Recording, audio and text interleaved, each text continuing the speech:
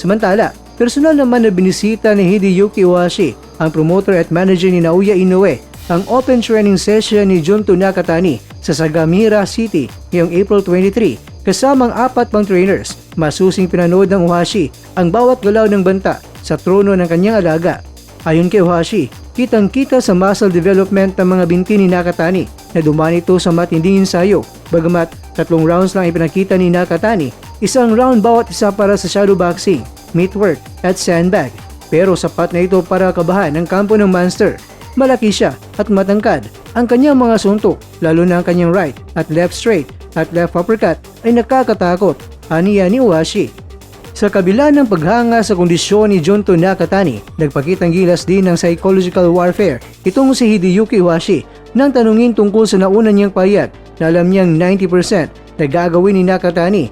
Nakangising itinuwi dito ng chairman at sinabi niya na ngayon alam ko na ang 95% nito. Ibinunyag ni Ohashi na bago pa man ang debut ni Nakatani ay nagpupunta na ito sa Ohashi Gym para mag-training at kabisado na nila ang estilo nito. Gayunpaman, inamin niyang ibang-iba na ang aura at presence ni Nakatani ngayon kumpara noon.